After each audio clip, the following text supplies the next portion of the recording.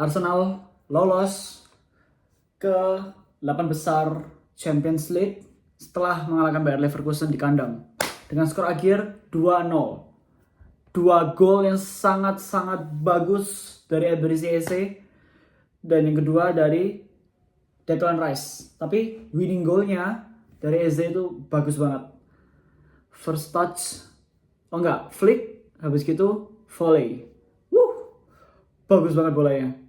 Oke, pertandingannya sangat menyenangkan. Jarang-jarang aku bisa nyebutin permainan Arsenal sangat menyenangkan. Dua match terakhir ini ya perform banget Arsenal, bermain sangat bagus, possession ballnya dapat banget, gak ada yang buang secara percuma, coba untuk mengontrol bolanya, defense-nya solid, transisinya orang-orang gak bakal nyebutin ini karena orang-orang anggap Arsenal mainnya jelek banget, tapi transisinya dari belakang maju ke depan itu gak ada yang bahas. Emang soalnya hasil golnya gak ada sih sebenarnya. Cuma saat Arsenal dapat counter dan ada momen untuk maju, Arsenal benar-benar maju. Tapi setelah dipikir-pikir, mungkin baru akhir-akhir match ini sih yang terlihat mencolok sebenarnya waktu di ngelawan Everton, yang menurutku mainnya Arsenal itu bagus karena mulai banyak attempt buat progresif ke depan. Tapi di sini makin solid, makin jelas, buktinya makin konkret. Kalau Arsenal kelihatannya lebih ditekankan untuk progresif, entah secara giring atau secara passing. Aku tadi lihat Zubimendi, di match ini Zubimendi bagus banget menurutku. Kontrol tempo pemainannya itu cepet banget, bolanya benar-benar ngalir melewati dia, dan nggak passing doang. Ada banyak, nggak 1-2 doang rasaku yang dia dapat bola, diumpan bola, daripada langsung passing ke belakang, dia passing ke depan, atau ini yang cukup menarik, dia putar balik badan terus habis gitu giring bola sendiri. Yang rasaku jarang banget sih. Kayak Zubimendi nggak tipikal pemain yang ngelakuin hal itu. Ya terutama dari awal masuk ke Arsenal lebih identik dengan umpan yang cantik. Tapi tadi giringnya bagus banget. Dan rasaku banyak yang kayak gitu pemain Arsenal sekarang. Banyak yang giring, banyak yang mulai ditekankan untuk giring, dan banyak yang mulai progresif. Progresifnya kelihatan banget. Makanya tadi kemarin aku bilang waktu Everton itu mainnya bagus banget sebenarnya. Soalnya walaupun gak ciptain gol, secara pertahanannya solid, pegang bolanya kuat, mereka main dari belakang itu gak ada yang kayak kelepasan. Sama juga dengan hari ini ngelawan Leverkusen, mereka kayak bola balik di pressing sama pemainnya Leverkusen, tapi gak ada kayak apa ya, yang setelahnya pertengahan musim, setelah bulan Januari itu kan kerasa banget, mulai dari Desember malah kalau Arsenal sedikit kehilangan kualitasnya, tapi sekarang mulai balik lagi. Dan malah aku bilang setelah Everton ini kualitasnya mereka balik saat awal-awal musim baru mulai, yang kelihatannya Arsenal itu dominasi banget, gak ada yang bisa ngalahin. Kayaknya kualitasnya balik lagi, mungkin karena mereka udah deket momen yang penting ini di perjalanan musim ini. Tapi seru banget sih emang matchnya tadi. Kayak Arsenal sekarang mulai banyak menyerangnya, ya sangat aneh. Tapi kenapa kok bisa seperti ini? Mungkin ya arahan dari Arteta, entah apa yang ditekankan. Soalnya kayak pressure-nya masih ada, pressure untuk menang match, untuk menjuarai Liga, untuk menjuarai Champions League, itu masih ada. Tapi entah kenapa pemain Arsenal bisa take the pressure, nggak kayak awal Januari sampai bulan ini. Malah kelihatan kalau mereka performnya bagus banget, nggak ada kayak halangan mental kalau mereka nggak bisa menangin pertandingan ini atau Liga, Champions League, atau bahkan Premier League. Mereka kerasa kayak mereka udah ngerti mereka bisa menangin karena mereka punya kualitasnya. Dan kelihatan banget mereka nggak ada dua match terakhir ini, aku lupa yang match sebelumnya Everton ngelawan siapa. Oh, ngelawan Leverkusen juga ya. Itu Leverkusen mungkin waktu leg pertama Arsenal kurang menyerang. Itu kelihatan masih rada apa ngomongnya ya, kayak nggak percaya diri sih Arsenal untuk melakukan penyerangan dan terhadap kualitasnya mereka sendiri. Tapi semenjak Everton dan pertandingan Leverkusen hari ini banyak banget progresif untuk attackingnya. Mereka juga banyak banget untuk nahan bola secara possession di belakang karena mereka tahu kualitas pemainnya ya apa. Jadi memang mungkin ini saat-saatnya Arsenal jadi gacor di akhir musim.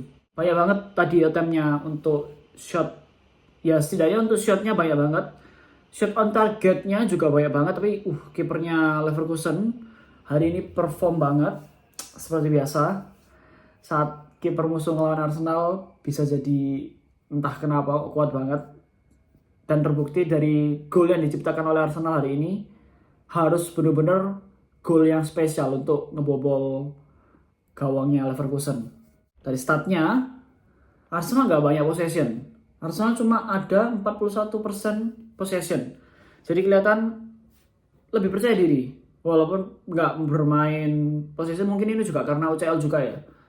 Dimana timnya ini tadi Leverkusen sih dibandingin sama leg pertama ya, rasanya aku nggak separkir bus itu dibandingin leg pertama. Jadi mungkin Arsenal lebih bisa cari peluang, cari kesempatan dari celah-celah yang terbuat dari backline-nya Leverkusen. Cuma dari posisinya yang sedikit ini dan dengan 2 gol dan banyak attempt-nya, sebenarnya kelihatan Arsenal mainnya bagus banget menurutku. Expected goal Arsenal 2 dan Leverkusen 0,5. Ya itu aku bilang. Sama kayak leg pertama, Leverkusen ini mainnya bagus tapi secara defense. Mereka beberapa kali dapat counter tapi nggak jadi apa-apa dan kesempatan untuk ngegolnya benar-benar kecipta rasaku karena dipaksakan dari crossing sih. Kayak nggak ada yang benar-benar membahayakan gawangnya Arsenal. Ya kalau dilihat tadi yang paling bahaya malah dari Saliba karena dia misjudge bolanya, kena kakinya daripada dia mau nyundul tapi meleset. Untungnya nggak mengarah ke gawang jadi corner, tapi itu kesempatan Leverkusen yang paling bagus dari William Saliba. Total shotnya Arsenal 21 dibandingin Leverkusen 9 dan on target itu 13. Jadi kelihatan itu chance-nya banyak, shot on targetnya banyak, tapi kipernya juga banyak save. Jadi ini kalau menurutku kalau ngelawan tim-tim lain mungkin hasilnya malah bisa dari 3 atau 4 ini golnya. Cuma kipernya on fire banget. Tapi akhirnya kita dapat gol yang lebih bagus lagi, yang bisa diapresiasi lebih, terutama di golnya Eze. Corner, Arsenal banyak dapat corner, tapi sayangnya tadi ada 2, rasaku yang benar-benar solid, ada 2 chance. Gabriel udah dapat tapi bolanya ngelambung ke atas. Pertama yang kena bahunya, yang kedua itu dia udah dapet tapi entah kenapa bolanya ngarah ke atas, terlalu banyak kontak kalau kata komentatornya ya. Ya secara stat emang possession normalnya Arsenal biasanya dominasi, tapi ini kelihatan berarti Arsenal emang kerasa bukan nggak banyak, tapi keinginan untuk menjaga bolanya itu sekarang lebih sedikit. Ya seperti yang aku pernah bilang waktu ngelawan apa itu ya di Premier League, kalau toleransinya itu sekarang lebih dinaikin. Jadi lebih cari passing yang beresiko, gearing yang beresiko, dan attempt-attempt buat hal yang lebih beresiko. Dan kelihatan, ya ini contohnya possessionnya, tapi ini bukan karena Arsenal kualitasnya jelek terus habis itu kebanyakan hilang possession, tapi lebih tepatnya dari possession yang dipunyai sama Arsenal, mereka lebih berani untuk maju dan memaksa bikin peluang yang mungkin sebenarnya lebih beresiko. Hasilnya bagus dan unexpectednya Arsenal bakal melawan Sporting. Unexpected banget. Aku tadi lihat hasil akhirnya Sporting golin 5. Wow. Tapi kalau nggak salah kayaknya main di kandang. Nah ini salah satu advantage yang didapatkan Arsenal, dan aku bilang waktu Arsenal lolos dari table UCL, advantage yang sangat bagus untuk bisa bermain di home di leg kedua, dan terbukti hasil ini didapat juga karena bermain di kandang. Arsenal main di kandang, supporternya lah pasti lebih keras, lebih enak, pressure-nya lebih sedikit sebenarnya. Terus traveling yang kayaknya jarang dibahas sama orang-orang sih. Arsenal nggak perlu pergi kemana-mana, nggak perlu pergi jauh-jauh ke Jerman untuk ke tempatnya Leverkusen, bikin capek. Terus habis gini nggak sampai 5 hari udah harus ngelawan, ya harus ngelanjutin match selanjutnya. Dan yang ini penting banget, Arsenal harus menang di Carabao Cup ngelawan City. Tapi Sporting keren banget, bisa comeback 3-0, itu berat banget harusnya. Ya terbukti dari beberapa match yang tadi ada yang udah berjarak sekitar 3 gol kayak City sama Chelsea. Cuma wow, 5 gol. Oh, dan satu lagi yang mungkin orang jarang akan bahas. Leverkusen ini bukan lawan yang gampang sih. Kalau orang-orang banyak yang bilang Arsenal dapat bracket yang gampang banget di Champions League, Leverkusen nggak gampang. Pemainnya emang secara nama nggak ada. Mungkin yang aku tahu cukup terkenal itu Grimaldo. Tapi yang lainnya notabene nggak ada yang bener-bener kayak pemain bintang gitu ya. Cuma timnya bagus banget sih, kualitas timnya bagus banget, coachnya bagus juga. Dan terbukti Arsenal emang kesusahan untuk mendominasi ngelawan Leverkusen. Jadi orang-orang yang banyak ngeremehin itu Leverkusen, rasaku enggak sih. Rasaku Leverkusen bermain bagus juga, sama kayak Everton kemarin sebenarnya. Kelihatan kualitas secara defense-nya yang sangat solid, akhirnya menopang mereka untuk bisa melakukan penyerangan. Defense-nya solid, kayak Arsenal. Arsenal bisa kukatakan defense-nya yang paling solid di, ya mungkin secara seluruh benua dari Gabriel sama Saliba. Tapi ya kita lihat aja hasilnya nanti waktu ngelawan tim-tim lain lagi. Cuma ya itu, Leverkusen bagus banget mainnya menurutku. Dan bikinnya mengejutkan lagi adalah ngelawan Sporting. Arsenal harusnya bisa sih ngelawan Sporting. Mungkin kalau ngomong sih secara subjektif harusnya sih Sporting lebih nggak sesusah ngelawan Leverkusen sih harusnya. Cuma ya lihat aja nanti apa hasilnya. Dan menurutku Arsenal kualitasnya lagi meningkat banget, lagi formnya lagi on fire. Dan semoga kalau misalnya ngelawan City di Carabao Cup Arsenal menang, rasaku itu yang pasti pertama IPL menang. Aku yakin IPL menang. Kedua, harusnya di UCL sih seminimal mungkin ketemu sampai ke semifinal. Ya ketemu siapa namanya? Mungkin Barca atau Newcastle. Aku masih belum bisa nentuin siapa yang menang itu. Mungkin aku lebih condong ke Barca, soalnya ini Barca besok main di kandang. Tapi ya Newcastle juga menurutku tim yang kuat di akhir-akhir ini. Kalau nggak salah matchnya Newcastle juga menang semua, kalau nggak salah ya. Cuma aku nggak kepikiran lagi sama Sporting. Kalau misalnya Arsenal menang Carabao Cup, aku yakin langsung lolos. Ini nggak langsung lolos, tapi maksudnya high chance mereka lolos ke semifinal. Dan membahas match lain, terbukti City kewalahan banget ngelawan Real Madrid. Kalau nggak salah hasil akhirnya tadi 1-1. Jadi secara agregat mereka kalah ngelawan Madrid 4-1 totalnya. Chelsea, oh my god, agregat kalau nggak salah tadi aku lihat 8-2. Wow, tim dengan banyaknya pemain bintang ngelontarin sebanyak itu uang buat beli pemain-pemain muda, nggak bisa dengan uang doang sepertinya ya. Kayak wow, egonya tinggi-tinggi banget, nggak ada pemain senior yang untuk memimpin timnya. Gugur dari Champions League.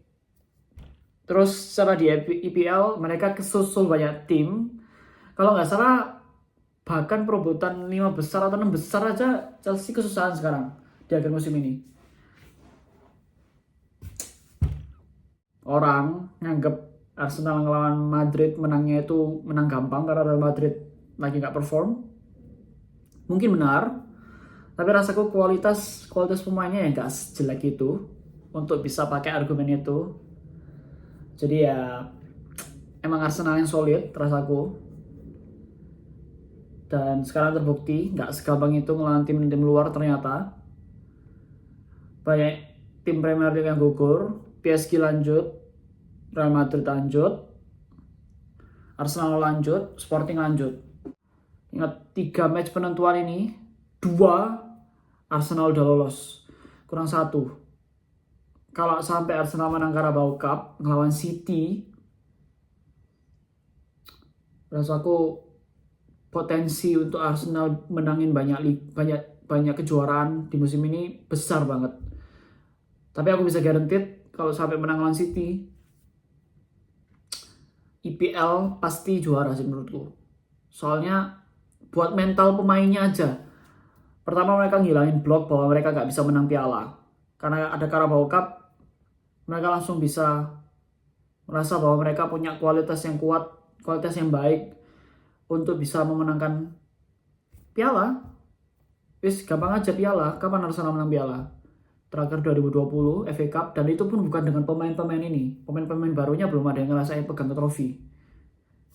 Kalau misalnya dapetin Carabao Cup, mental blocknya hilang. Momentum tiga match terakhir ini momentumnya benar-benar tercipta. Dari menang Premier League yang notabene ngelawan tim yang cukup kuat menurutku, menang di Champions League ngelawan Leverkusen, terus menang di Carabao Cup. Tiga pertandingan yang berbeda. Dan sampai kalau menang, momentumnya pasti kuat banget di Arsenal. Oh ya, sebelum akhiri videonya, kita bahas pemain. MVP, Eze. 2 match terakhir ini Eze bagus banget. Ngisi perannya, menurutku perannya siapa itu ya? Gak mirip Odegaard juga sih, tapi dia benar-benar ngisi ruang tengah attackingnya. Selalu ada buat bantu dengan pemain lain, kayak striker. Banyak juga sama Gyökeres, kombinasi. Banyak ciptain peluang. Ya nggak sebanyak itu sih sebenarnya ya. Cuma karena banyak ngisi area tengahnya, dia bisa secara nggak langsung ciptain peluang buat pemain lain. Dan banyak shotnya. Itu kualitas yang selama ini Arsenal nggak punya di pemain-pemainnya. Sekarang kita ada pemain bintang. Aku bilang Eze ini tipikal pemain bintang yang main bukan untuk beri kontribusi yang kuat, tapi untuk menciptakan momen. Dan salah satu momennya adalah ini, goal volley-nya yang sangat bagus tadi. Terus Saka, aku bilang ya mungkin 7/10. Tadi momennya sih secara overall bagus, tapi masih ada beberapa hal yang aku perhatiin. Pegang bola kelamaan, terus maksa shot yang aku bilang maksa itu yang seharusnya masih ada peluang untuk dikasih ke pemain lain. Itu yang aku bilang paksa. Tapi kalau misalnya emang one on one ya shot aja lah, nunggu apa lagi. Kalau misalnya mantul ya malah enak. Tapi tadi ada beberapa yang menurutku maksa banget, harusnya masih bisa diumpan, tapi dipaksa shot. Terus Trossard main bagus banget menurutku tadi. Banyak ciptain peluang, banyak ciptain shot juga, sama kayak Eze. Menurut kedua notabene yang paling bagus tadi mainnya adalah pertama Eze, yang kedua Trossard. Dari pemain penyerangannya setidaknya. Gyökeres nggak jelek, tapi aku nggak bisa kasih rating lebih tinggi daripada 6 dibandingin sama Saka ya setidaknya. Nah menurutku bagus, solid banget. Gyökeres makin kesini makin lama hold up play-nya makin bagus sih menurutku. Emang dia secara aerial duelnya nggak sebagus itu kalau dibandingkan sama siapa Havertz ya terutama.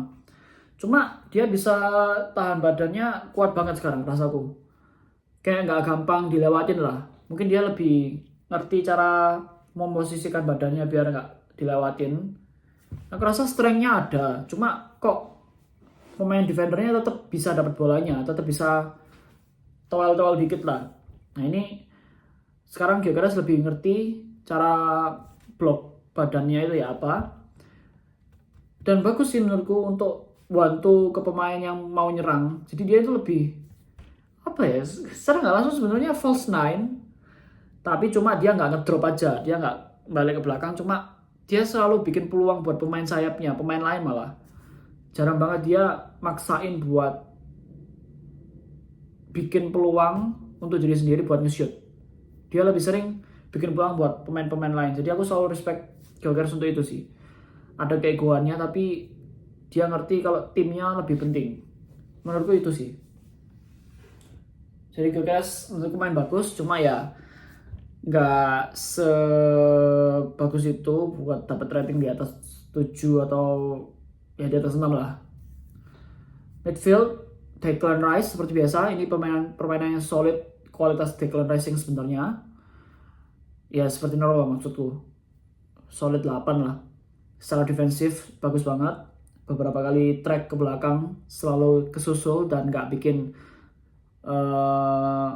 tackle yang berbahaya, tackle yang beresiko, selalu bagus. Zubimendi menurutku 9. Mungkin top 3-nya menurutku Zubimendi, Eze sama Trossard di game ini. Zubimendi sirkulasi bolanya bagus banget sih. Ngalir banget, dan yang bikin aku kaget tadi banyak banget momen buat Zubimendi untuk giring, itu banyak banget hari ini. Giringnya juga nggak yang giring ke belakang, itu giringnya attempt buat progres ke depan. Jadi Zubimendi tiba-tiba evolve di game ini, dan untungnya tadi diganti sama Arteta setelah dapetin gol kedua. Menurutku butuh istirahat tim buat persiapan match selanjutnya. Terus back seperti biasa solid, Gabriel sama Saliba. Habis gitu Nketiah, tadi kalau nggak salah startingnya Nketiah sama Ben White. Aku senang juga Ben White main. Dia solid untuk bantu penyerangan dari sisinya Bukayo Saka. Jadi tadi banyak kombinasi juga mereka berdua. Dan Nketiah seperti biasa bikin pertahanan makin lebih solid dengan adanya Gabriel sama Saliba. Rasaku Nketiah ini kayak rasa jadi defender ketiganya Arsenal yang bener-bener solid sih. Terus Raya perform juga. Tadi kerasanya kayak Raya gak bakalan ngapa-ngapain di match ini, tapi tadi ada save terakhir yang di menit 80-an yang krusial banget menurutku. Ya mungkin di menit 80-an gak krusial ya, tapi bener-bener Raya doang yang bisa nahan itu tendangannya. Soalnya backnya juga, pemainnya Arsenal juga udah ngehalangin pemainnya musuh Leverkusen, tapi shotnya bagus banget, ditepis jadi corner. Tetap ada highlight save-nya. Ini match ini seru banget sih. Rasaku kayak dari sisi penyerangan Arsenal dapat, dari sisi defending juga Arsenal dapat.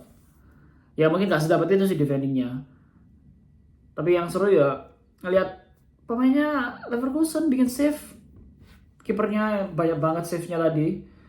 Dari atemptnya Trossard, Saka juga ada kayaknya kalau nggak salah. Eze juga banyak save-nya, bagus-bagus juga save-nya tadi, nggak yang kayak save sembarangan yang biasa aja gitu, nggak. Overall match yang menyenangkan. 2 game terakhir Arsenal sangat menyenangkan, ya mungkin karena Arsenal menang juga, tapi ini bukan menang yang ugly win. Ini menurutku menang yang menunjukkan kualitas pemainnya Arsenal. Next melawan City, semoga aja menang di Carabao Cup. Kita bertanding di Wembley. Waktu menang FA Cup kita juga mainnya di Wembley. Arteta, trofi pertamanya Arteta. Semoga ini di Carabao Cup Arsenal bisa menang. Dan menurutku itu udah done deal. Arsenal pasti bisa dengan yakin 99% menang IPL. Kita tunggu aja hasilnya.